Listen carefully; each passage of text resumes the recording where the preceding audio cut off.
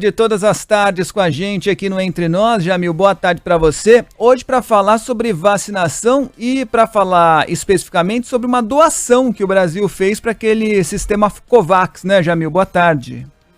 Boa tarde, Fábio. Boa tarde, Adriana. Boa tarde a todos. A gente falou por tanto tempo, né? Inclusive chegou na CPI. Sim. A questão da COVAX, né? O Brasil que lá em 2020 esnobou o mecanismo, depois decidiu aderir. O que é o COVAX? Basicamente o Fundo Mundial de Vacinas, que foi criado para comprar vacinas das grandes empresas e distribuir para os países mais pobres. O Brasil aderiu depois de muita hesitação. Naquela época, Ernesto Araújo era o ministro das Relações Exteriores. Eu posso dizer tranquilamente, Fábio, eu estava na primeira reunião e o Brasil não estava. Então, não venham me dizer que estávamos desde o primeiro dia. Eu estava, o Brasil não. Mas, enfim, segue o jogo. E aí, o Brasil finalmente adere ao mecanismo. O mecanismo entrega vacinas ao Brasil. O Brasil comprou 43 milhões de doses naquela época. E agora, hoje, para 2022, foi uma reunião de cúpula, basicamente, para falar justamente de como financiar a compra de vacinas para os países mais pobres em 2022. E eis que surge o Brasil como doador de dinheiro, anunciando que vai enviar para a COVAX 412 milhões de reais, 87 milhões de dólares, um dos maiores doadores, pelo menos em termos de país, né, de nações. Depois você tem, claro, bancos, fundos de investimento, enfim, você tem todo um outro grupo de doadores, mas entre os países, o Brasil fazendo uma doação bastante importante e indicando, segundo minhas fontes no Itamaraty, que nós não vamos mais comprar vacinas da COVAX, que não precisamos mais.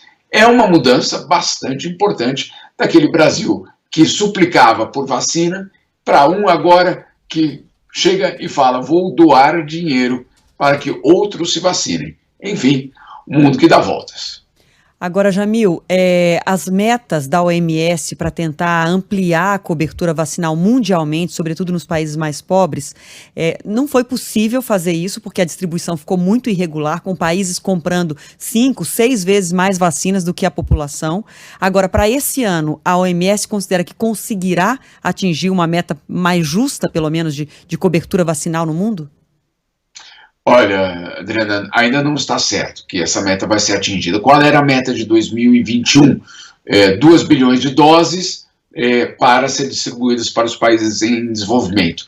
Foi distribuído 1 bilhão e 200 milhões, ou seja, ficamos aí com talvez 60% do valor total ou do montante total que deveria ter sido distribuído.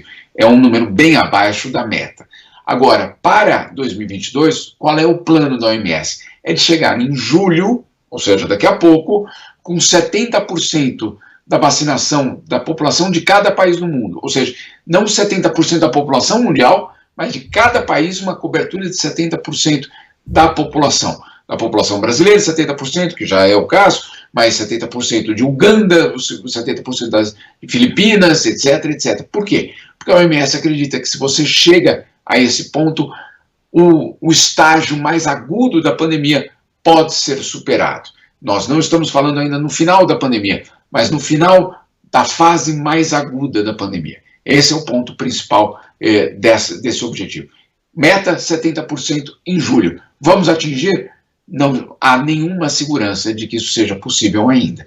Para muitos países isso já é uma realidade, mas você tem aí facilmente entre 50 e 60 países do mundo que não atingiram essa meta e que estão longe ainda de atingir.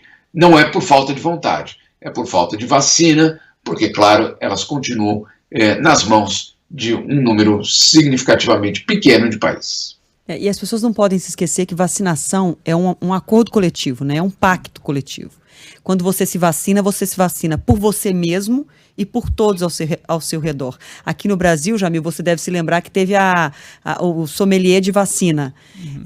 Foi um termo que, se não me engano, foi a Vera Magalhães até que falou esse termo, de ficar escolhendo qual vacina. Na época em que eu fui tomar a vacina, só tinha Coronavac. E aí mas já havia outras vacinas disponíveis. É que na minha semana de data de aniversário, que a minha idade iria estar disponível para vacinar, tinha Coronavac.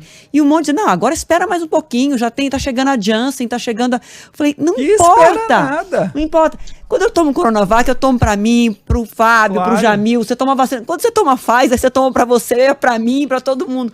E enquanto o mundo não entender que não adianta um país estar super protegido e outro na África ou em algum canto, um país mais pobre, estar completamente desprotegido, o vírus vai ficar circulando. Sim. E a gente vai estar suscetível a essa pandemia se alongar. Se esse pacto coletivo não for global, sim, né? E daí surgem as mutações. É isso. Adriana, só dois pontos rapidinho. O primeiro deles, eu ouvi isso, do que você falou, tome qualquer vacina que tiver na tua frente, da parte dos próprios CEOs das multinacionais de vacinas. Né? Que alguém perguntou, mas e se só tiver uma? Eu me lembro um deles que diz, tome a vacina que te oferecerem. Eu falo, bom, então tá bom. Né? Isso dito por um dos vendedores, né? Um dos outros vendedores, o que fazia concorrência. Ou seja, sim, é isso mesmo. Tomar a vacina que estiver à disposição. Não escolher. Em primeiro ponto. Segundo, você tem toda razão. E existiu uma enorme preocupação da OMS neste momento de que a gente esteja, de uma certa forma, relaxando não só as medidas de máscara, distanciamento, não é só isso. Também é um relaxamento, não preciso mais tomar vacina, ou não é tão importante, etc. E, de repente, a gente deu uma enorme sorte que a Omicron não é mais agressiva em termos de morte, porque estamos vacinados. Então, é isso. Exato. Então, justamente, neste momento, é a grande oportunidade que o mundo tem de avançar e garantir essa vacinação para o resto do planeta. Muito bem. Jamil. Até segunda, Jamil. Obrigado. Obrigada demais. Boa semana. Para você também. E Abraço. Todo mundo se vacinando, 75% de cobertura vacinal no Brasil. Tem gente para vacinar ainda. Vamos em frente.